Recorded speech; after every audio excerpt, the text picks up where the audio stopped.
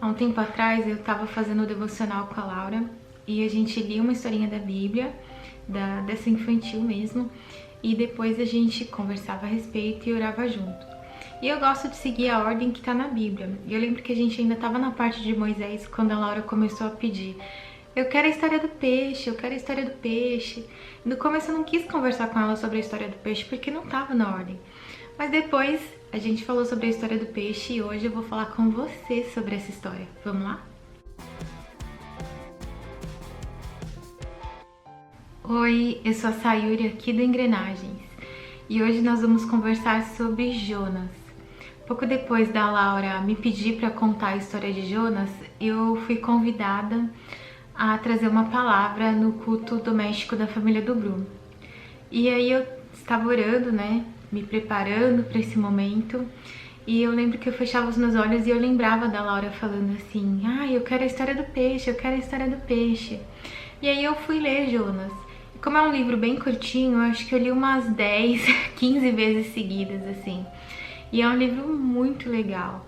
A história, o relacionamento de Deus com os bichos, o relacionamento de Deus com Jonas é muito diferenciada, sabe?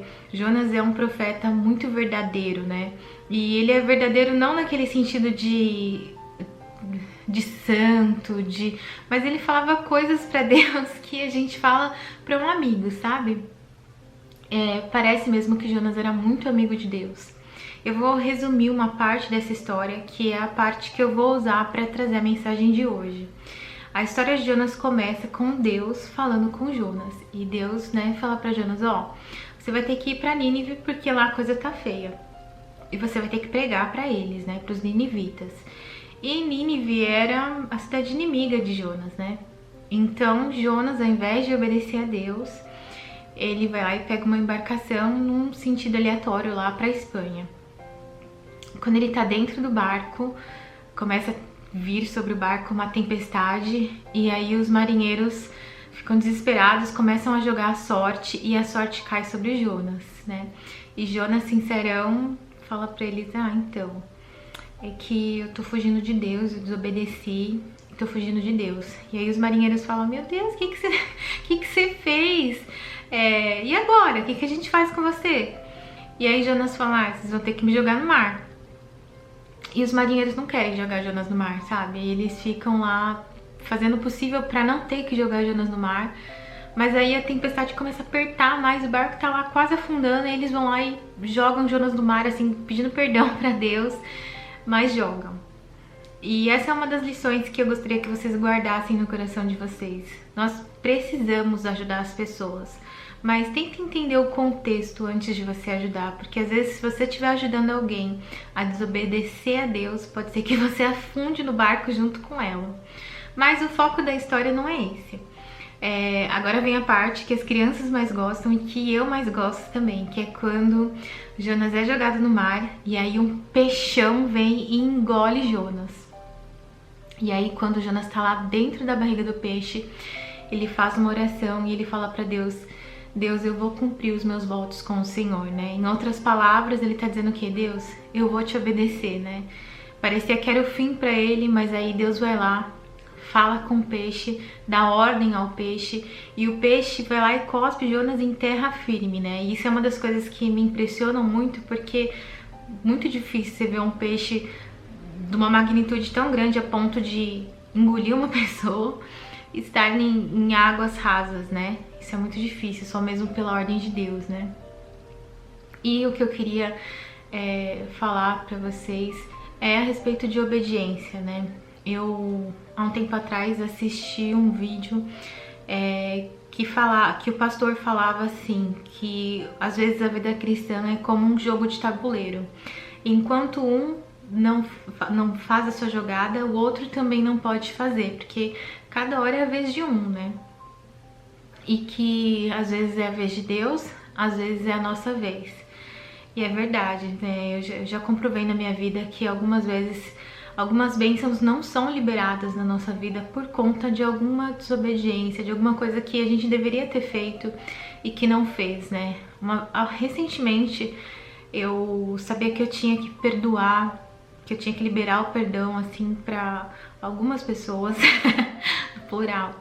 E aquilo me magoava, aquilo me deixava ofendida e eu não queria liberar, sabe? Mas no momento em que eu escolhi liberar aquele perdão, que eu escolhi falar com as pessoas, Deus me abençoou de uma forma tão grande, sabe? Eu sabia que Ele não tinha me abençoado antes por causa daquele perdão, daquela desobediência, daquilo que eu não tinha feito, da minha parte, né?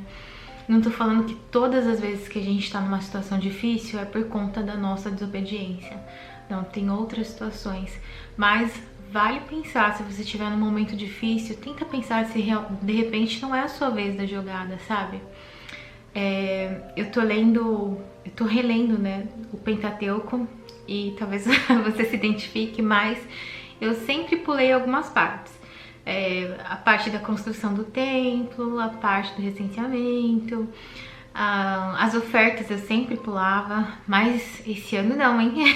Esse ano eu decidi que eu ia ler tudo e eu tinha certeza que Deus ia falar ao meu coração. E falou mesmo. Esses dias eu tava lendo sobre as ofertas, né? E as ofertas, elas são muito específicas, né? Deus falava a quantidade de animais, a quantidade de farinha, a quantidade de óleo, a quantidade de bolo que as pessoas tinham que trazer. E eu fiquei pensando, as pessoas faziam tão mais antigamente, né? Hoje as pessoas reclamam de ter que ir aos domingos na igreja. Antigamente as pessoas tinham que fazer tantas coisas pra Deus, eram coisas difíceis, sabe? Eu não tô falando que a gente tem que voltar a fazer sacrifício de animais, não é isso, mesmo porque o Cordeiro de Deus, né, aquele que sacrificou por nós, o maior sacrifício já foi feito, que foi o de Jesus por nós. Mas o que eu tô querendo te dizer é que as pessoas faziam tão mais e hoje as pessoas, e às vezes eu me coloco, sabe, essas pessoas, eu não tô falando de outras pessoas, tô falando de mim também, reclama de fazer tão pouco pra Deus, sabe? Eu já ouvi pessoas falando assim, eu sou cristão não praticante. Isso não entra muito na minha cabeça, porque o cristianismo é também uma prática. Claro que envolve a fé, né? Mas se você crê, você vai praticar aquilo que tá na palavra de Deus. Pra mim não tem muita lógica. É como um vegano falar pra mim que eu sou vegano, mas eu como carne. É um minimalista falar que acumula coisas. Não faz muito sentido, sabe? O cristianismo não é só aquilo que você pode receber de Deus, mas há muitas coisas que Deus pede pra nós, sabe? No relacionamento com seus filhos, com seus pais, com seus irmãos, com um amigo. Tem duas partes lá envolvidas e as duas partes têm um papel. E as duas partes precisam dar e receber. Mas no relacionamento com Deus, às vezes a gente acha que a gente só tem que receber, né? Que a gente tá lá só para que Deus faça alguma coisa por nós. E Deus faz, Deus é bom.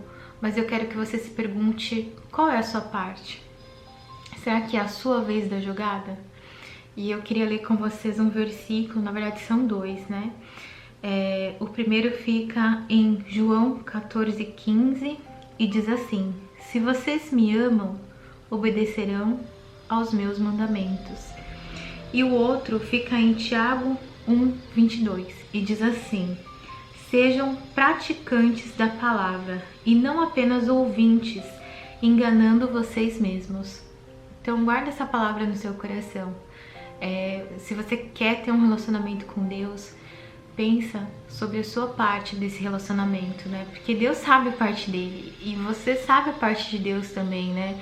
A gente tá sempre pedindo as coisas pra Deus, a gente tá sempre falando, Deus me ouve, me atende, Deus, eu precisava disso, Deus, só o Senhor pode fazer por mim. Tenta pensar, Deus, o que é que eu posso fazer por ti? Qual é a minha parte? O que eu preciso fazer nesse momento? Tá bom? Guarde essa palavra no seu coração, que Deus te abençoe muito. Se Deus assim permitir, eu te vejo na próxima terça-feira às 18 horas. Não se esquece de deixar o seu comentário aí embaixo que eu vou responder com muito carinho. Dá um like, se inscreve no canal. E na quinta e no domingo o Bru também traz uma palavra bem legal para abençoar seu coração, tá bom? Então dá uma passadinha por aqui. Tchau, tchau!